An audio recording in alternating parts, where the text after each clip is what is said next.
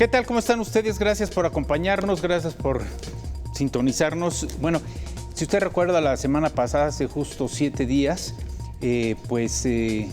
nos comprometimos a hablar del Poder Judicial de la Federación.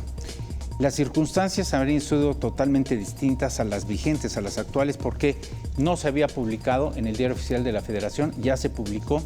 Según esto, debe de pasar y actualizarse y ya reglamentarse y aplicarse al día siguiente de su publicación, pero fue día festivo el día de ayer, entonces aparentemente desde hoy podrían iniciarse los cambios en el Poder Judicial y de eso vamos a tratar hoy el programa. Y como usted lo sabe, lo vamos a seccionar, a dividir en 4 archivos importantes de análisis. El primero es, se aprobó, se publicó y ahora ¿qué es lo que sigue? ¿Cuáles son los pasos? Segundo bloque. La iniciativa al Poder Judicial ¿es improvisación, es imposición o es necesidad? ¿Qué es realmente lo que está ocurriendo aquí? Porque se estima, se ha calificado que este es un movimiento estrictamente político, no legal. El tercer archivo, ¿y el Estado de Derecho? Nos preguntamos todos los mexicanos, ¿y el Estado de Derecho?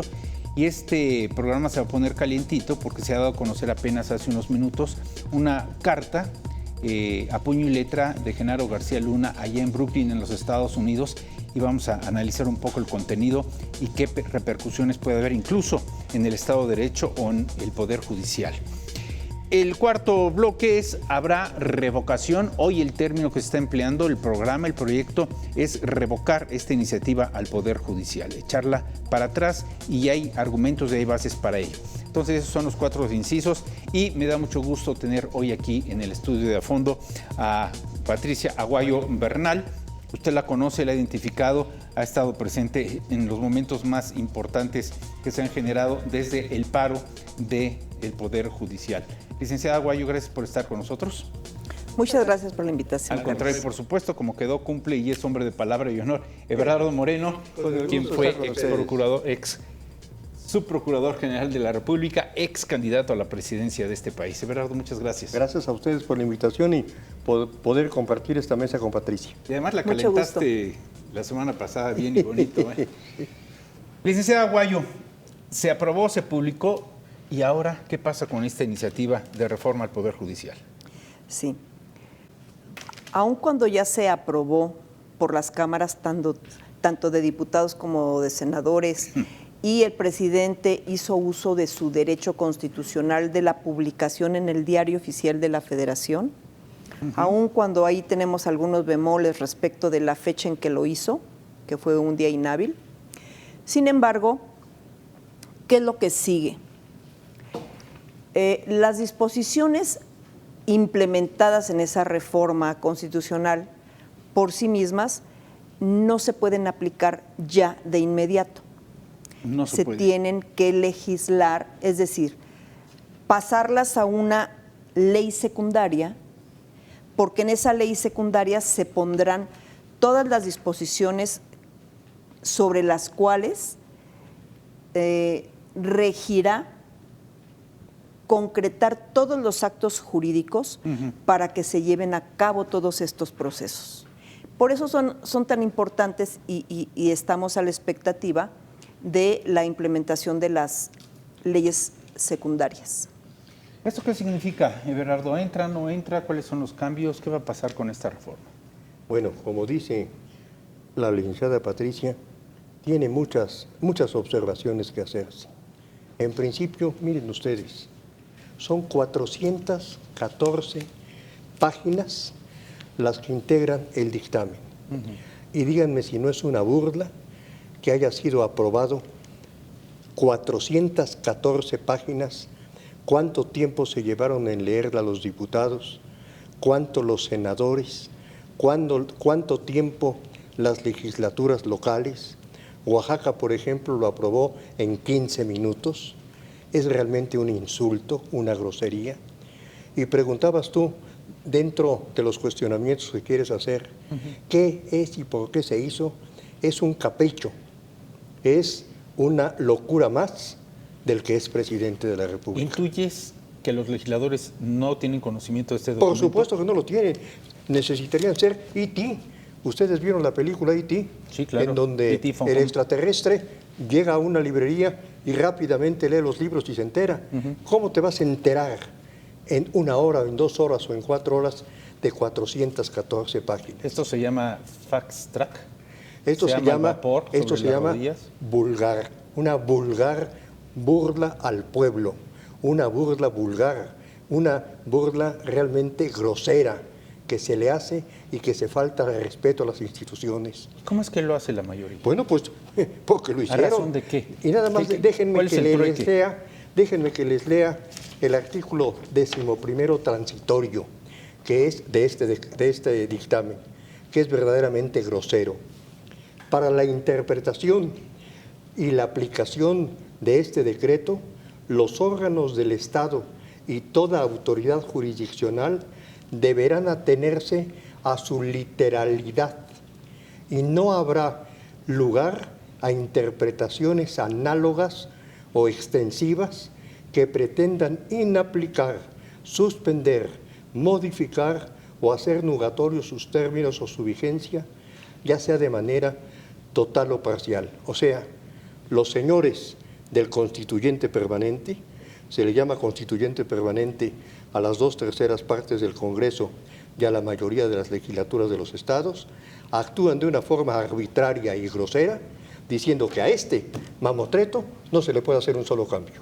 Y digo que es un mamotreto porque, como decía bien el doctor Zedillo, es una verdadera felonía lo que se ha hecho. Es una falta de respeto al poder mexicano, a la división de poderes, a la independencia judicial. Estoy frente a dos personas que son doctos en la materia jurídica. ¿Qué doctos vamos a y hacer? son catedráticos. Bueno, Déjame ella- decirte de ella manera sí, yo no. franca. No quiero compararte con un médico, pero no te entendí.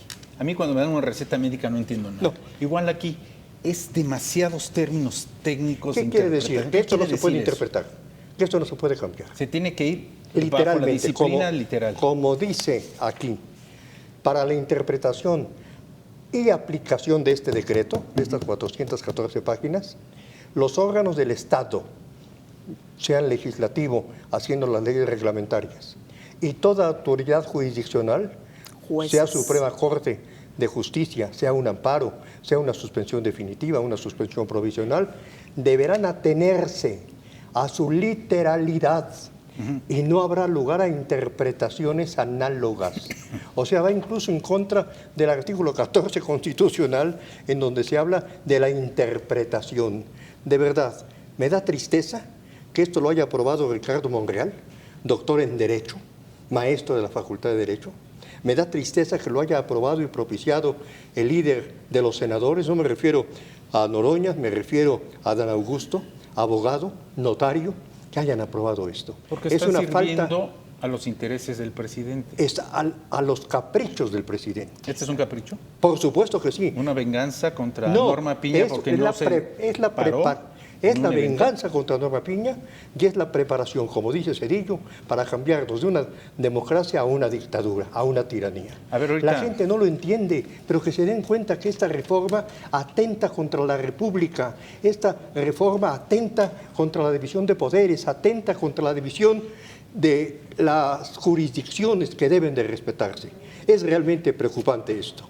A ver, ahorita hablamos de Ernesto Zedillo y vamos a hablar también de García Luna.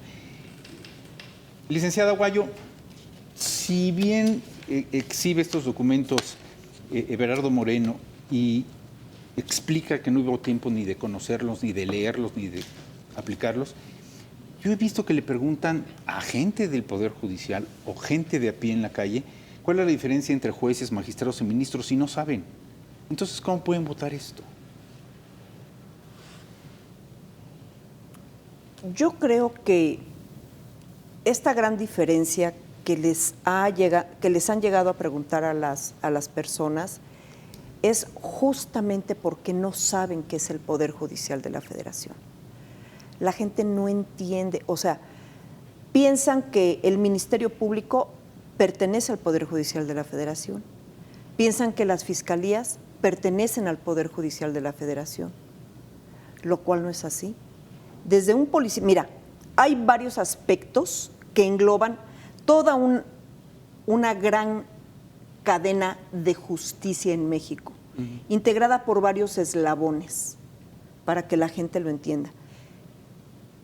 Y se divide en dos partes: procuración e impartición de justicia.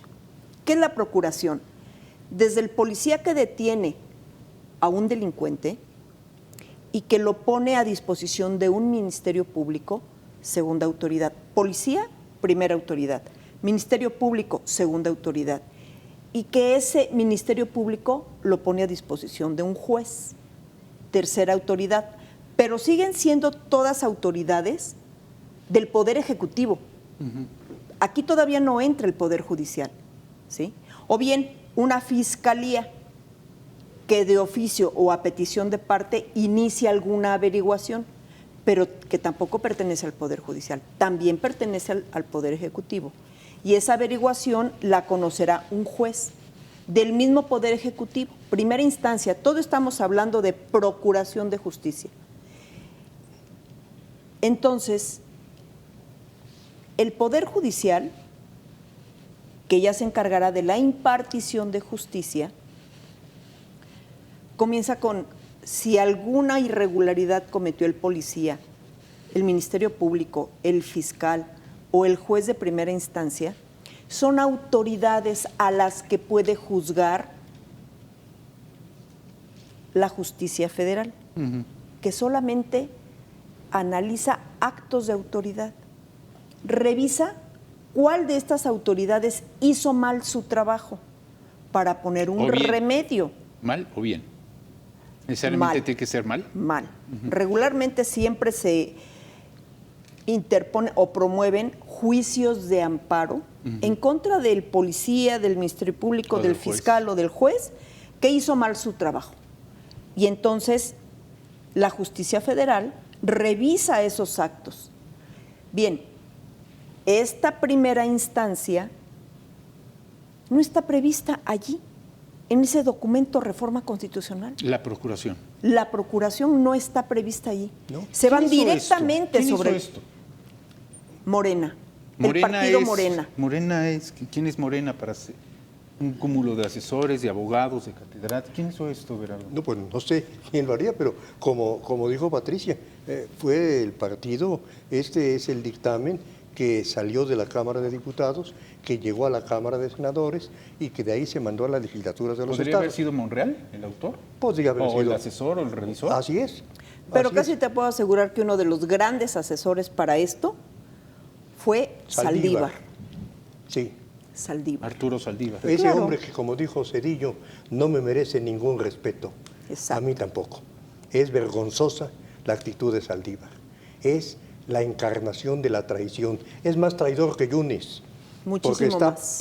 pateando a la Suprema Corte y sigue disfrutando de su pensión, de su vehículo, de los choferes, y se llevó a su casa incluso el sillón que tenía en su despacho de ministro.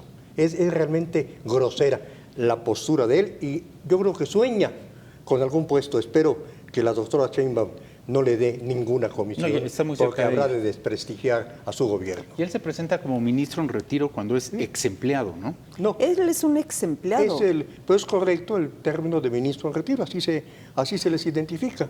No.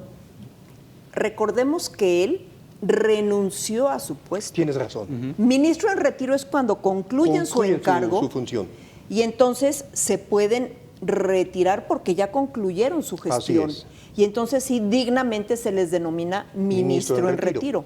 Entonces, Pero Saldívar él es ex empleado. Renunció para irse a la campaña. Un día antes dejó su toga por irse de A mover porrista. matracas. Exactamente, de matraquero. Claudia Sheinbaum. Así es. A ver, ¿sabes cómo hablamos? ¿Cómo nos entendemos, Everardo? Siempre lo has sabido. ¿Le crees a Cedillo? Así, el señor viene a México a hablarnos de apátridas cuando sirve a los intereses transnacionales, intereses extranjeros, cuando alguna vez protestó al cargo como presidente diciendo, y si así no lo hiciere, que la nación me lo demande, y ahora viene a reclamar a destiempo una reforma al Poder Judicial. Bueno, yo creo Cuando que él permitió violentar el Estado de Derecho para permitir a López Obrador saltarse el requisito de residencia para ser jefe de gobierno, cuando él se cortó el dedo cuando él marcó la sana distancia y entregó el poder de la capital a López Obrador y el poder federal a Vicente Fox. ¿Le crees a Ernesto Zedillo? Sí, sí le creo. ¿Por qué? Sí le creo porque es un hombre que ha respetado la democracia, es un hombre que respetó los resultados con los que ganó Vicente Fox, con los resultados con los que ganó López Obrador. Pero si le permitió perdóname, un tan ilícito. Tan es un hombre respetuoso de la democracia que independientemente de que la credencial de elector de López Obrador no fuera de la ciudad, sino fuera de Tabasco, dada la simpatía y la fuerza que tenía ya López Obrador en la Ciudad de México, se mantuvo su candidatura. Yo en lo personal... Entonces te saltas la ley por ser popular. No te saltas López la ley. Obrador había tomado, Pero- secuestrado 51 pozos petroleros, tenía 14 denuncias en su contra. Intervino su esposa Rocío Beltrán con las autoridades, incluyendo a Roberto Madrazo, para que no se le aprendiera razón de sacarlo de Tabasco. Y lo trajeron para acá y le regalaron la jefatura de gobierno. A estos, incluyendo a Ernesto Zedillo, es a los que hay que Bueno, respetar. quiero decirte que el mantener la candidatura no dependía del Poder Ejecutivo, sino del Instituto Electoral. Y consecuentemente, si el Instituto Electoral no le canceló el registro, respetuoso Zedillo dejó que él siguiera siendo candidato. Aunque supiera Zedillo que había ilícitos. Bueno, yo en lo personal no sé si lo sabía o no lo sabía. Pues todos lo Yo en esa sabíamos. época era su procurador de la República. Sin embargo, quiero decirte que la cancelación de su candidatura no correspondía al presidente, sino correspondía al Instituto Electoral. Pues todos sabíamos el secuestro que había en el auditorio Justo Sierra, que sigue vigente, y tú entraste como su procurador a sacar a los vándalos y guerrilleros que estaban Y ahí siguen. Y ahí siguen. Pero lo hiciste, todo el mundo lo sabía. También Zedillo sabía que no tenía el requisito de residencia aquí López Obrador. Bueno, pero él no tenía competencia para quitarle la candidatura. ¿Imposición o necesidad o necedad esta reforma, Pati? Además de capricho, necedad, Y venganza. imposición y venganza, esta reforma no tiene absolutamente nada de jurídico. ¿Venganza de quién? ¿Contra quién? Venganza de López Obrador contra el Poder Judicial de la ¿De que no se Federación. han aprobado sus iniciativas? Es ¿Sus una- ternas? Es una vieja venganza, es una vieja venganza. Recordemos que cuando López Obrador fue jefe de gobierno, se le hizo juicio político por aquellos terrenos de Santa Fe que quiso apropiarse. ¿sí? ¿Sí? El desafuero famoso, ¿no? El ¿Verdad? desafuero Sí. famoso. Y que no respetó una suspensión. Exactamente. Y creo que hasta algún tiempo estuvo en la cárcel. ¿Y quién lo sacó de la cárcel? Carrancá. Raúl Carracay Rivas. No, el actual ministro. Ah, ok. Alcántara Carrancá. Ujú. Y lo siguió asesorando jurídicamente y siguió ahí cuidándolo, ¿no? Y llega a la presidencia de la República y en pago lo hace ministro de la Corte. Pues no, que no hace eso la cuarta T. Bueno, para que veas que en los demás no, pero en ellos sí. Como Y la eso, llegada de Lenia de Batres. que somos diferentes es puro discurso. Ujú. Porque finalmente le dio su premio al ministro Alcántara Carrancá. Y al principio fue todo miel sobre hojuelas, porque él fallaba los asuntos como le indicaba López Obrador. Pero viene el gran revés, el primer gran revés, la Guardia Nacional. Ujú. Y no se la falla a favor. Y se le cae, de momento se le cayó ese negocio Al presidente. a López Obrador. Entonces allí empezó esa primera gran fricción. ¿Cuál es la siguiente? Bueno, que él quería que Saldívar se extendiera 2 años su mandato, Para extenderse el después, sí. para que siguiera tersa la relación entre la Suprema Corte y López Obrador. En un ejercicio de probable reelección. No de prolongación de reelección, mandato. sino prolongación de su prolongación de mandato para seguir dominando Saldívar a jueces y magistrados para que dictaran resoluciones en favor de los intereses del gobierno federal, llámese López Obrador, y de él mismo, del propio Saldívar, Ujú. y que finalmente cuando se propone esa reforma, que era parte constitucional, no la fallaron en su favor. Entre ellos, Alcántara Carrancá. Y entonces allí viene otra segunda fricción, ¿sí? Y entonces viene, como no quedó él en su extensión de mandato, pues querían poner a una ministra a modo, Batres. Yasmín Esquivel. Primero Yasmín ya estaba, ¿no? Primero Yasmín, Ok. pero le sale el escándalo de Del la plagio. tesis, del plagio de la tesis. Entonces ya no pudo quedar como presidenta de la Corte. Y era el delfín de López Obrador. Pero entonces había otro delfín, Ortiz Mena, que era propuesto por Saldívar. Y tampoco quedó. Y entonces los demás ministros votan por Piña, por Norma Piña, y queda ella en la presidencia de la Corte. Y su primer acto fue: todos los jueces y magistrados son independientes y resolverán conforme a derecho. Primer portazo a López Obrador por Norma Piña. Y luego viene la famosísima escena del 5 de febrero en Querétaro. Que ella no se levantó. En donde ella no se pone de pie. Y dijo el presidente: es que está muy cansada. Está muy cansada. Efectivamente. Oye, y también un asunto que raspó la relación con la presidencia fue el hecho de que él exigía que todos los recursos, gastos y presupuestos que iban a hacer para sus obras eran motivo de seguridad nacional. Ah, claro. Y sí, se la también. rebotaron también. También se la rebotaron, exacto. Pero aparte también, y se me olvidaba, otro tema, la disminución de salarios de los ministros. Ah, sí.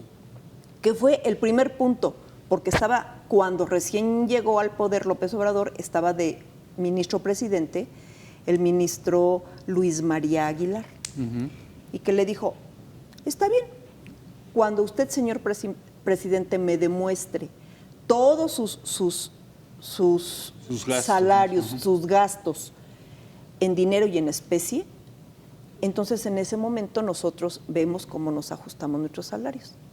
Y es algo que hasta la fecha López Obrador no ha aprobado. Se lo demostró, si no mal recuerdo, mi colega Carlos Loret de Mola, cuando le dijo: usted no gana lo que dice, porque Exacto. la luz, la guardia, la seguridad, la educación, los teléfonos, los viajes, como todo. dice el presidente, que todos los mexicanos debemos conformarnos con un par de zapatos. Pues nada más que nos diga cuánto cuesta Y un cada carrito. corbatita que usa todos los días. Y la renta de Palacio Nacional, con todo lo que implica que le estén sirviendo en Palacio Nacional, aunque sean elementos del ejército, pero que cuestan. Claro, y hay le servicio cuestan al médico, pueblo de etcétera. México. ¿Sí? Entonces, ve, es una tras otra, una tras otra. Después se vienen las grandes reformas, la electoral, la eléctrica, y alguna otra por ahí que se me pasa, que se las echaron abajo. Entonces, se generó una animadversión hacia Norma Piña y su gestión, porque ahora se resolvían con apego a derecho esas resoluciones. Pero a ver, hay una tercera lectura. La primera es evidentemente su molestia porque no recibía el apoyo de la Suprema Corte. La segunda, una animadversión contra Norma Piña. Pero la tercera se habla también de que quiere ya controlar al Poder Judicial. Claro. Porque, a ver, Everardo, te lo voy a decir, que esto es histórico. Hay dos cosas históricas que no hay que perder de vista. Uno, que es muy probable que el cambio de poder presidencial en este país se lleve por vez primera con un poder, el judicial, en paro. Y con una serie de manifestaciones públicas surgidas y fomentadas por la comunidad estudiantil que desde hace 40 años no lo hacía. Es un hecho histórico. Pero el segundo podría ser el que el presidente de la República, fíjate, es jefe de Estado, jefe de gobierno, jefe de las Fuerzas Armadas, jefe del Legislativo, jefe de Morena, jefe de 24 gobernadores, jefe del SAT, jefe de la Unidad de Investigación Financiera, jefe del INE. Digo, nada más para empezar, ¿qué le falta? Ser jefe del Poder Judicial. Exacto. Y entonces viene otro hecho, y vamos a una pausa, pero viene otro hecho insólito, inédito en este país. Dice el presidente de la República que se va a retirar terminando su gestión, pero él va a controlar, ojo, la secretaria de Hacienda, que él mismo anunció que continuaría el secretario, Exacto. la secretaria de Hacienda, Gobernación. la secretaria de Gobernación y Morena a través de su hijo. Así es. Nada más, una pausa, regresamos. Así es.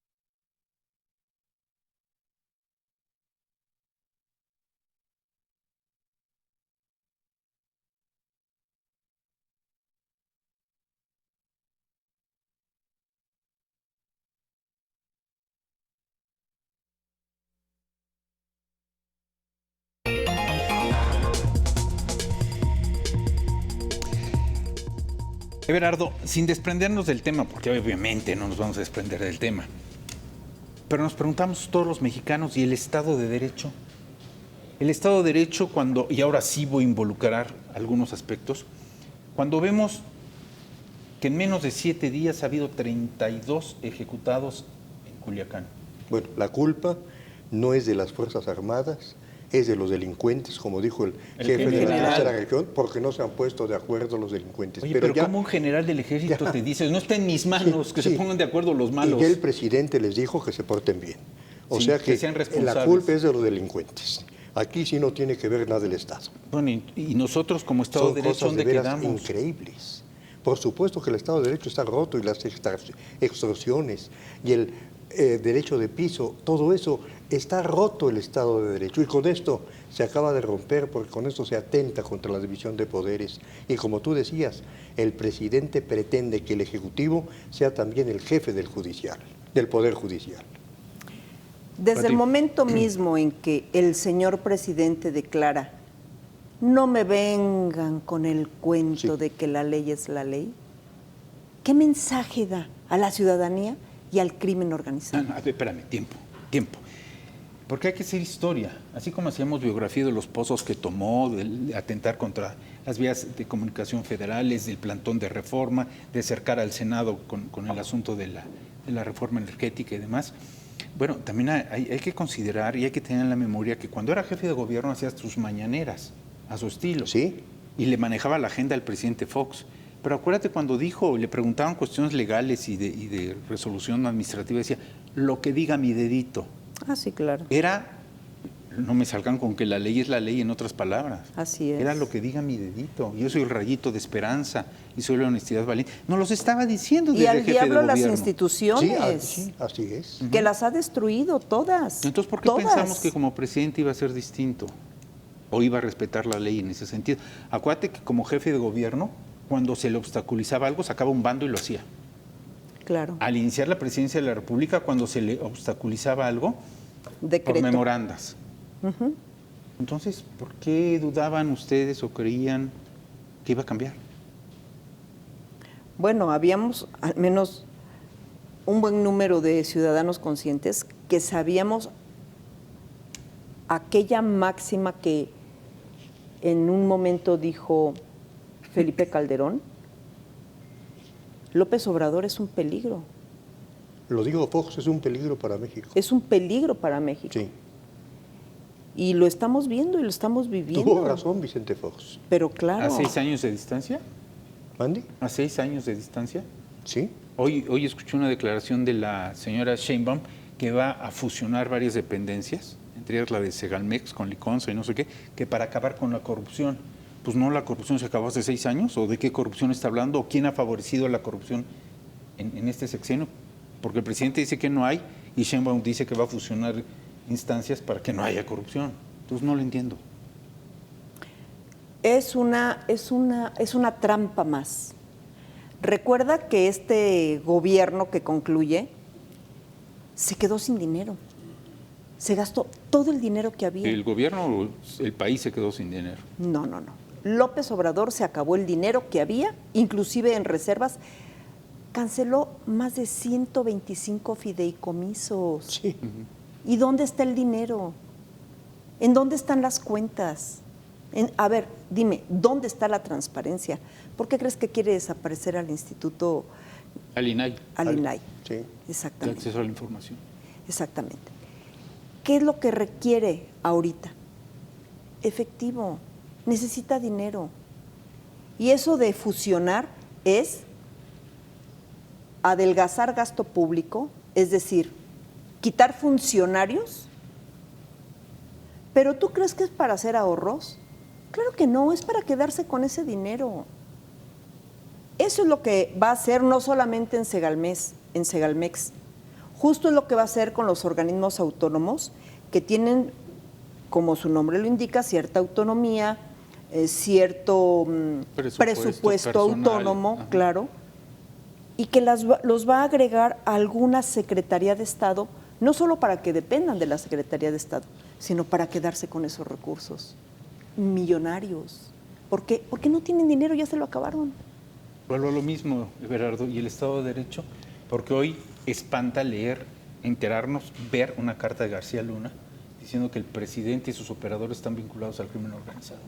Es muy grave, pero hablando del Estado de Derecho, yo deseo hacer un comentario a Patricia. Existía una suspensión de un tribunal para que esto no se publicara. Mi pregunta hasta el 11 es, de octubre, ¿no? Tengo entendido. mi Sí, pregunta hasta el 11 de es, octubre. el artículo 262 de la Ley de Amparo, en su tercera fracción, establece que quien no respete una suspensión tiene una penalidad de 3 a 9 años de prisión, además de que puede ser inhabilitado. En consecuencia, estamos en presencia, sí, de 3 a 9, estamos en presencia de que se ha cometido un delito y estamos en presencia de que hay una responsabilidad, incluso de carácter penal, del presidente y no sé si también de la secretaria de Gobernación y del director o directora del diario oficial. Claro. Porque se publicó violando una suspensión. Pero como tú dices, el Estado de Derecho está quebrado. Como se ha dicho, la ley es la ley. Patricia. Y finalmente esa suspensión de la que se habla y que está hoy en boca de todos, ¿de dónde originó? De un juicio de amparo que se promovió en el estado de Colima, por ciudadanos. ¿Qué va a ocurrir? Pues lo que debería de llevarse a cabo en estos casos, a una autoridad contumaz, es decir, a una autoridad que no cumple con una orden judicial. La siguiente instancia es aplicarle la sanción correspondiente, que aquí ya vimos que es inclusive un tema privativo de libertad. Así es. Porque es una suspensión De 3. ordenada por un juez. Por un Así juez, exactamente. ¿Y es desacato? ¿Eso se llama desacato? No, en la ley de amparo están los delitos cometidos por la ley de amparo y en el artículo 262, en la fracción tercera, se establece que quien no respeta una suspensión se hace acreedor a esas sanciones. O sea que es un delito de carácter determinado por la ley de amparo. ¿Y qué pasará? ¿Qué sigue? ¿Habrá revocación? A ver, Pati, ¿seguirá el paro? ¿La resistencia civil? ¿Se está incrementando esta nueva fórmula de renacimiento social? El movimiento que iniciamos los trabajadores del Poder Judicial de la Federación, si lo recordarán, lo anunciamos como una suspensión de labores indefinida. Es correcto. No tenemos hasta ahorita ninguna fecha ni ninguna posibilidad de terminar esa suspensión de labores. Nosotros vamos a continuar en suspensión de labores. ¿Qué es lo que hemos logrado? Porque me preguntaban hace un par de horas, ¿qué hemos logrado? Si finalmente la reforma se aprobó, ya se publicó, ya se va a empezar las leyes secundarias, entonces nosotros con nuestros movimientos, ¿qué logramos? Como que no pasó nada y nosotros seguimos en esas actividades de protesta pública. Yo creo que sí se ha logrado un gran avance, porque, punto número 1, nunca en México ni en el mundo se había llevado a cabo una protesta en contra de una reforma de este calado por la parte trabajadora afectada. Nunca se había hecho algo así. Pero ya se ganaron el calificativo de corruptos desde Palacio Nacional, porque dicen que no trabajan pero sí cobran. Bueno, pero es que ese calificativo de corruptos lleva el presidente llevándolo a su mañanera durante más de 5 años. No es de hoy, es desde que él inició su sexenio, siempre ha estado atacando, menospreciando, injuriando, insultando al Poder Judicial de la Federación. Así es. Y de corruptos, flojos y conflictivos no nos baja. Y a los abogados y maestros de traidores, ¿no? Así es. ¿Eres Claro. ¿Ya sabías que eres un traidor a la nación? Sí. Lo dice el presidente. Según él, sí. Por ser abogado. Así es. Y la marcha que se organizó de la Facultad de Derecho, de la Facultad al Consejo de la Judicatura, al otro día el presidente dijo que había sido instigada por los profesores de la facultad. Exactamente. Bueno, y tiene razón, ¿eh? Sí, Déjame decir que tiene razón. Pregúntale a Batres, pregúntale a Monreal, pregúntale a Encinas, pregúntale a los que están incrustados de la cuarta T en las aulas universitarias, que en lugar de dar cátedra dan adoctrinamiento. Sí. Entonces tiene razón el presidente. Hay quienes sí preparan a los jóvenes a la rebeldía, pero contra este tipo de reformas. así es. Realmente... Hoy los realmente jóvenes están pidiendo la expulsión de Monreal y de Batres de las aulas universitarias. Así es. Exacto. Que yo creo que no es el caso, porque tenemos libertad de cátedra. Y entonces cada profesor tiene la libertad de exponer sus argumentos, aunque estén en contra de la mayoría. En ese sentido, yo siento que sí, por situación personal pueden querer dejar de dar clases, pero no hay razón de expulsión desde mi punto de vista. ¿Cuál es la fina línea, la frontera que separa adoctrinamiento de cátedra? Porque una cosa es un ejercicio libre de cátedra y otra cosa es un planteamiento generalizado de adoctrinamiento hacia una posición. Bueno, la libertad de cátedra implica que el docente pues, puede hablar de lo que quiera, siempre y cuando cumpla con el programa señalado. El plan de estudios. El plan de estudios, exactamente. O sea que si el profesor está adoctrinando, bueno, pues tiene libertad para hacerlo. Yo así lo veo. No hay de ninguna manera, a mi juicio, una limitación para que lo hiciera. ¿Puede haber revocación de esta ley? Bueno, muy difícil. Necesitaríamos tener otro congreso para que otro constituyente permanente la derogara, porque ya es una reforma constitucional. ¿Va a haber revocación desde tu punto de vista? Sin embargo, sabemos perfectamente bien que es un procedimiento que desde que se inició con irregularidades, inició con muchas violaciones. El procedimiento parlamentario está sustentado en el reglamento de la Cámara de Diputados y analizando específicamente todo ese proceso parlamentario que debe seguirse, hemos analizado que existen muchas violaciones a ese proceso. No sería la primera vez que se cae una reforma por violaciones al procedimiento. Es más, en la misma corte de la ministra Piña se han caído reformas por violaciones al procedimiento. Sí.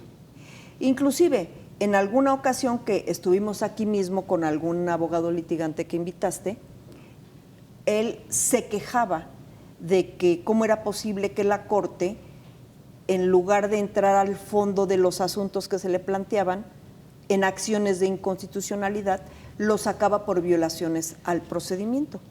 Pues porque evidentemente que no se puede entrar al fondo si hay unas violaciones al procedimiento que primero se tienen que dilucidar. Entonces, si tú ves que se actualizan esas violaciones al procedimiento y que con ello ese proceso se cae, ya no puedes entrar al fondo del asunto. No hay necesidad ya de entrar. Exactamente. Yo creo que se puede hacer un análisis muy serio en este caso y llevarse a cabo los medios de impugnación que procedan por quienes estén legitimados para hacerlo y que finalmente van a caer para resolverse en el propio Poder Judicial. ¿Podría la señora Sheinbaum incentivar esta idea de la revocación, ella misma? Ella misma no creo que lo haga, porque sería ir en contra de lo que le mandata su maestro y correligionario, ¿no? Sí, pero ya son varios organismos internacionales, varios periódicos internacionales, varios personajes internacionales. Ya hubo la advertencia de republicanos, de demócratas en los Estados Unidos, de Trump, de Kamala, ya vimos la declaración de Ernesto Zedillo, ya vimos las presiones para que si esto continúa, se quiebra el Tratado de Libre Comercio con Canadá y con Estados Unidos. ¿Eso no podría obligar a la señora Sheinbaum a dar un paso atrás? Lo tendríamos que ver a partir de 15 días en adelante. ¿15 días a partir de que tome protesta al cargo? No. De hoy. ¿De hoy? Dentro de 15 días, dependiendo si ella va realmente a asumir su postura de jefe supremo del Estado mexicano y que no se siga dejando manipular. A ver, hace un momento te decía todas las variantes que ha acumulado López Obrador. Si llega Claudia Sheinbaum a la presidencia, toma protesta, ¿va a ser jefa de Estado? ¿Jefa de gobierno? ¿Jefa de las Fuerzas Armadas? Dudo que sea jefa de los 24 gobernadores. Así es. Dudo que sea jefa del cuerpo legislativo. Dudo que sea jefa de Morena. No, por supuesto. Dudo que sea jefa del SAT. Dudo que sea jefa de la Unidad de Investigación Financiera y dudo que sea jefa del INE. ¿O me equivoco? Yo comparto contigo esa opinión. ¿Y entonces? ¿A qué estamos sujetos? A la voluntad del señor López. Todavía. Sí, así lo veo yo. Oye, a ver, me voy a ir un poco más profundo, porque he escuchado en la narrativa colectiva, en la narrativa social, no solamente el hecho de que pueda haber revocación de esta iniciativa al Poder Judicial, sino que puede haber anulación del proceso electoral en México. Incluyo la carta de García Luna. Dice que hay pruebas, hay testimonios, hay audios, hay argumentos que pueden probar que las campañas hacia la presidencia de la República estuvieron ligadas en extremo con el crimen organizado. ¿Eso podría procurar la anulación de la elección? ¿Cambiar el cuerpo legislativo de este país? No, lo veo yo muy difícil, sinceramente. Sinceramente, porque tú lo estás diciendo, es una carta, pero ¿en qué se fundamenta esa carta? Como decimos los abogados, el arte del litigar es el arte del bien probar. Necesitamos probar las afirmaciones que se están haciendo. Bueno, esto es, entiendo yo, bajo juramento García Luna. Falta ver lo que diga el Mayo y falta ver lo que diga la familia Guzmán, que ya están protegidos allá, y la Barbie. Digo, los grandes capos que deberían de estar custodiados y detenidos aquí están en Estados Unidos, y allí es donde están declarando. Y, y esta es la primer bomba fuerte que lanzan contra el presidente López Obrador de manera directa. Está vinculado él y sus operadores con el narcotráfico. Eso dice la carta. A ver, mañana en la mañanera con qué nos sale el señor presidente. Claro. Pero si se llega a demostrar, sale un video, sale una grabación, sale un testimonio, sale una comprobación, ¿qué pasaría con el proceso electoral mexicano? Bueno, tendríamos primero que ver de qué tamaño era esa grabación, qué se decía en ese video. No podemos especular que pueda suceder. Yo en lo personal no considero de ninguna manera que se fuera a nulificar el proceso electoral, ni las elecciones, ni la integración de las cámaras o del mismo Ejecutivo. Porque Pedro Ferriz y Yuri Servolov ya están presentando pruebas del manejo irregular de un algoritmo para cambiar las cifras. Exacto. O sea, no nada más lo que pueda decir los detenidos, aprehendidos, custodiados en Estados Unidos, sino lo que puedan demostrarse con ese tipo de manifestaciones tecnológicas, Pati. Sin embargo, tenemos un punto muy especial. y que tú lo acabas de mencionar. ¿Quién controla al INE? Sí. Que es quien en principio debería analizar esos temas. Así es. Pero además, el TRIFE, que en impugnación sería quien resolvería. Claro. ¿Y quiénes están en el TRIFE? Magistrados que inclusive se voltearon en contra del propio Poder Judicial, de su casa. ¿Quién va Entonces, a resolver? Este asunto tiene que ver no solo con venganzas en términos muy generales, sino con traiciones. Ah, claro. Porque vimos que el tiempo de la nación, el tiempo de un debate sobre esta iniciativa de reforma al Poder Judicial, se dio entre Yunes Márquez y Marco Cortés. Sí. Tú me hiciste, yo te hice, no, tú me dijiste, no, yo te culpo, es que tú no cumpliste.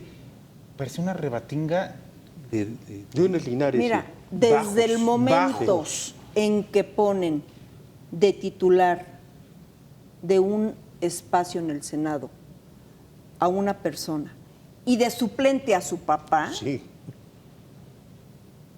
le dejas a una sola persona la decisión. Pero entonces, en eso la responsabilidad tiene el presidente del partido, que estamos hablando en este caso de Acción Nacional.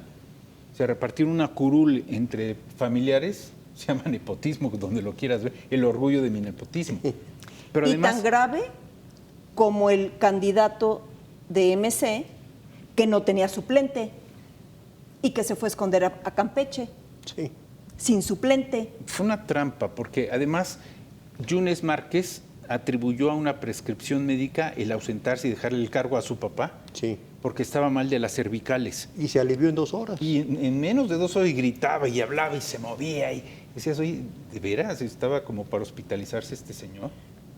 Sí, son farsas, son negociaciones que se dan en la política en ese sentido, no el mayoriteo, el dedazo, ya lo conocíamos, Pues claro. pero ella fue burdo, ¿no? Como dicen los chavos, se pasaron, se rayaron, en fin. Pati Aguayo Bernal, muchas gracias. Muy ilustrativo además la forma en que nos condujiste hacia los laberintos del Poder Judicial. Te lo agradezco. Muchas gracias a ti, Carlos.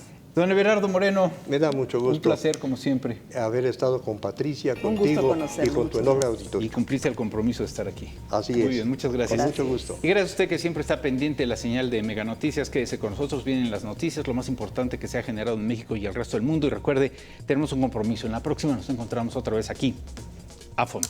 Buenas noches.